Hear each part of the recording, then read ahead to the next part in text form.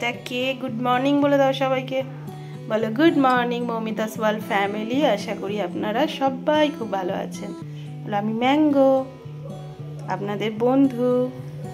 বলে দাও আমার কুচুসপুরিটা কি খাচ্ছে? আমার কুচুসপুরিটা কি খাচ্ছে মা?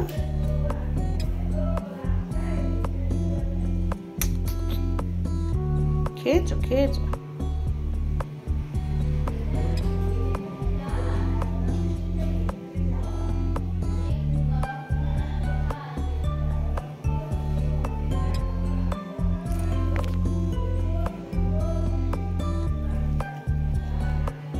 চলো একটু বসে থাকো,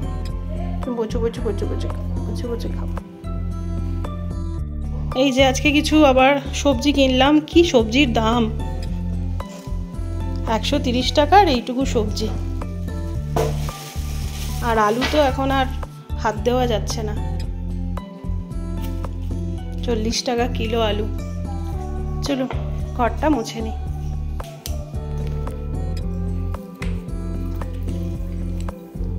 আমাকে এই মপটা চেঞ্জ করতে হবে, এটা আস্তে আস্তে এবার নষ্ট হয়ে আসছে।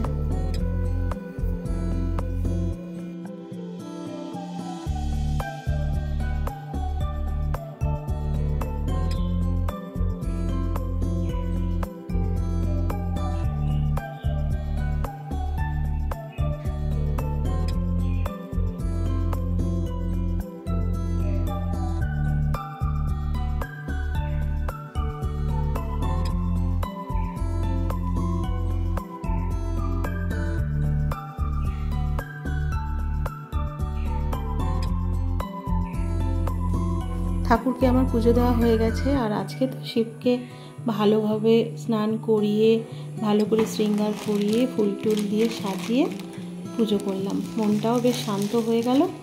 আজকে শ্রাবণ মাসের দ্বিতীয় সোমবার, তো সোমবারগুলোতে আমি এখন নিরামিষ খাচ্ছি, কারণ ইচ্ছে করলো। প্রত্যেক দিনই শিবের মাথায় জল দিত, আর শ্রাবণ মাসটা যেহেতু শিবের মাস, সেই জন্য আমার মন থেকে ইচ্ছে করছে না কোনো আঁশ খাবার খেতে। আর এই দেখুন অনলাইনে এটা আমি অর্ডার করেছিলাম, ভীষণ মনটা ভেঙে গেল। এর সাইজটা যে এতটাই ছোট আসবে এটা আমি সত্যি দেখিনি, না দেখেই অর্ডার করেছিলাম। তো যাই হোক, এসে গেছে, ফেরত দেওয়ার তো কোনো দরকার নেই। আমার মানি প্ল্যান্ট গাছগুলো রয়েছে, দেখি ওগুলো যদি ওতে সাজিয়ে রাখতে পারি। আর এখানে আমি বসে গেছি সবজি কাটতে। আজকে একটু চিচিঙে আলু পোস্ত করব। অনেক দিন থেকে আমার খেতে ইচ্ছে করছিল চিচিঙে আলু পোস্ত। তো এখন আমি কাটতে বসে গেছি, সবজিগুলো কেটে নিই, তারপর রান্নাটা করব।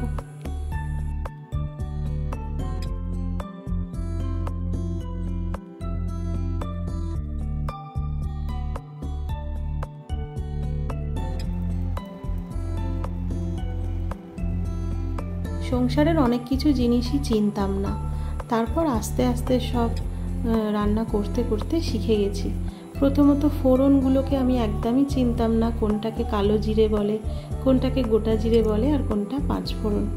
তো এগুলো আস্তে আস্তে আমি শিখেছি। পোস্ত, সর্ষে, তারপর ছোলার ডাল, মটর ডাল, এগুলো এখনও আমার বুঝতে খুব অসুবিধা হয়।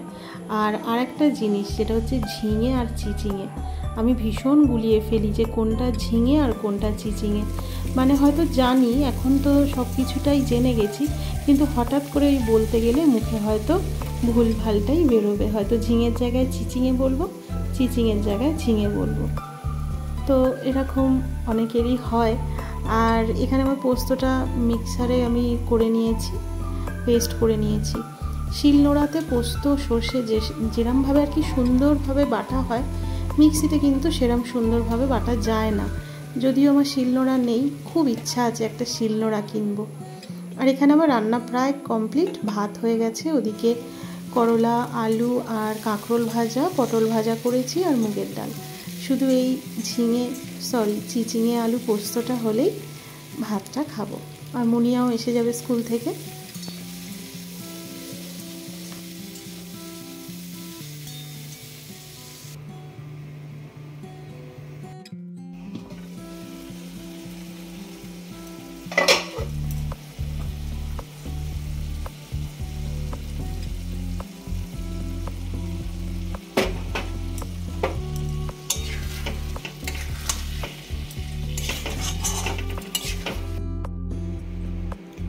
খাবার বাড়া হয়ে গেছে আমার। আর এই যে ঝিঙে আলু পোস্ত, আমাদের একটু মাখা মাখা খেতে পছন্দ করে,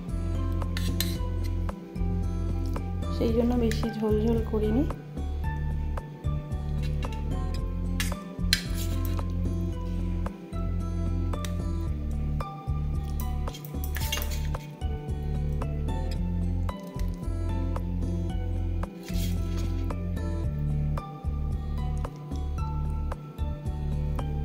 ডাল, মাম্মাম ভাতটা নিয়ে চলো। আজকে তো মুনি আর আমি, ছেলে মামার বাড়িতে আর ও তো অফিসে, ওর আজকেও খাওয়া দাওয়া আছে, সেই জন্য আমি আর মুনিয়া। অনেক বেলা হয়েছে, চলো।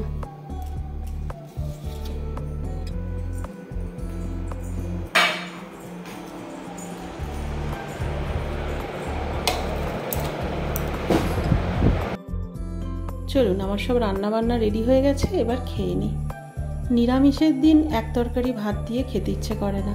নিরামিষে বেশ একটু ভাজাভুজি হবে, পোস্ত হবে, ডাল হবে, পাঁপড় ভাজা, এগুলো দিয়ে ছাড়া নিরামিষ রান্না খেতে ভালোই লাগে না। আর আমিষের দিন একটু মাংস ভাত হলো, একটু মাছ ভাত হলো বা ডিম ভাত হলো, বাচ্চাদের সংসারে এগুলো হলেই হয়ে যায়। আর চটজলদি রান্না হিসেবে নিরামিষে তো ঘি আলু ভাতে ভাত অমৃত। তো রোজ রোজ তো আর ওই ভাতে ভাত খেতে ইচ্ছেও করে না নিরামিষের দিনগুলোতে, সেই জন্যেই এত রকম পদ করতে হয়।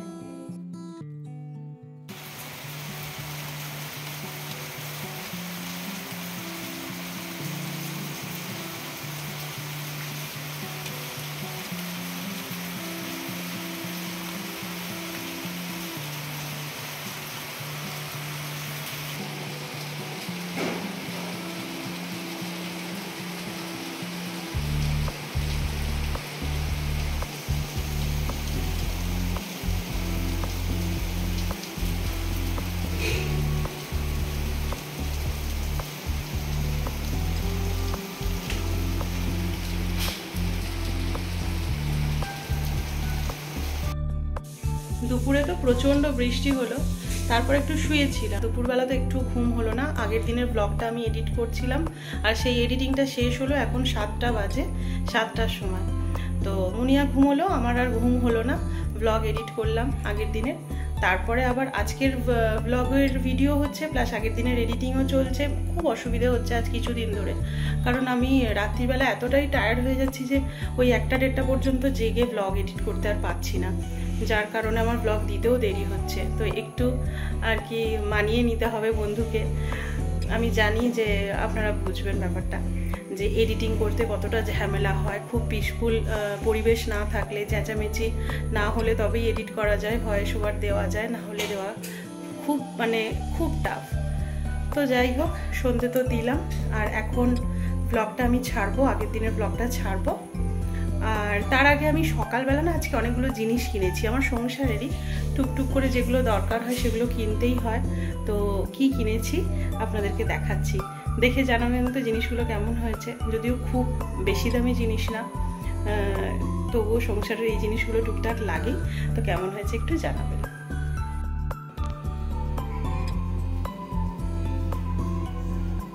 এইগুলো আজকে সকালবেলা একটা ফেরিওয়ালা এসেছিল, তো ওনার থেকেই আমি নিয়েছি।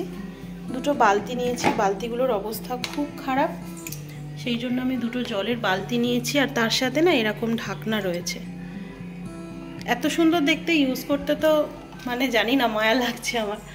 তো যাই হোক, মানে মনে হচ্ছে যেন কিছু জিনিস রেখে দিই বা কিছু, কারণ আমাদের এখানে জলের এত আয়রন না, এই সুন্দর বালতি যে কি অবস্থা হবে সে না দেখলে বিশ্বাস করবেন না।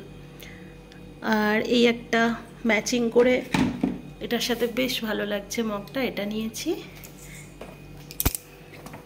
এটা আর একটা বালতি নিয়েছি, আর এটা একটা পাপোশ নিয়েছি। এটা না ওই জল সোপ করার পাপোশ, এই যে এই বাথরুমটার কাছে রাখার জন্য। তো এখন রেখেই দিই, আমি আপনাদের দেখাবো বলে আর জিনিসটা খুলিনি। তো এটা এখানকার একটা পাপোশ,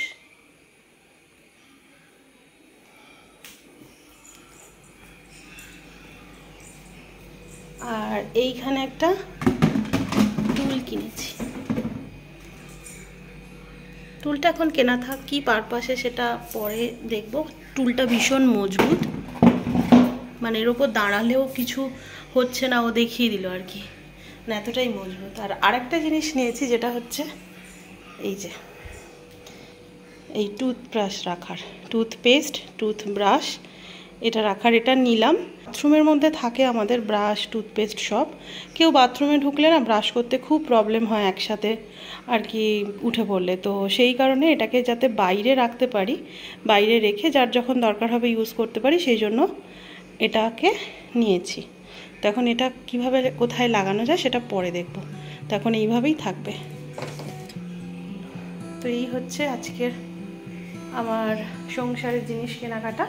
আচ্ছা, সকালে যে র্যাকটা কিনেছি এই যে দেখুন, এখন এই পারপাসে তো রেখেছি, একমাত্র এইভাবেই থাকছে, এছাড়া ওতে আর কিচ্ছু রাখা যাচ্ছে না, এতটাই শর্ট জায়গা, খুব ছোট্ট হ্যাঙ্গারটা। তো আমি ভেবেছিলাম এতে সসের বোতল টোতল বা আরও কিছু জিনিস যদি রাখা যায় তাহলে ওটা হ্যাং করে রাখা যাবে ফ্রিজের মধ্যে, তো সেটা তো হলো না, এখন এইভাবে গাছ রাখতে হচ্ছে। এমনি দেখতে খুব সুন্দর, খুব কিউট দেখতে, ছোটোর ওপর, এতে ওই গাছ টাছ রাখার জন্যই ভালো, কিন্তু আর কিছু রাখা যাবে না, ওই সৌন্দর্যটাই ব্যাস। এই ম্যাঙ্গো বুড়িটা এখানে কি করছে? এটা আমাদের বডিগার্ড হয়েছে নাকি? ঘান্নাটা বুড়ি, এটা গান্নাটা বুড়ি হয়েছে।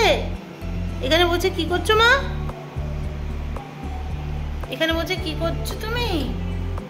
কি করছো মামাটা?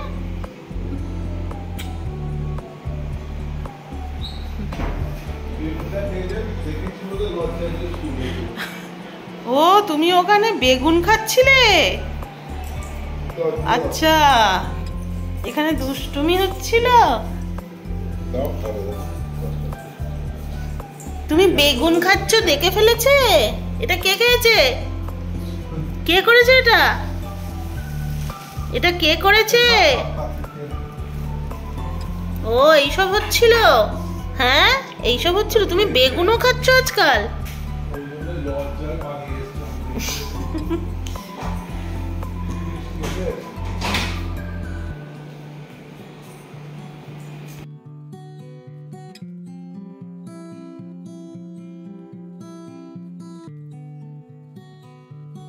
তাহলে বন্ধুরা আজকে ব্লগটা এত পর্যন্তই রাখছি, দেখা হচ্ছে পরবর্তী আরেকটা ব্লগের সাথে। ততক্ষণের জন্য খুব ভালো থাকবেন, সুস্থ থাকবেন আর সবাইকে ভালো রাখবেন।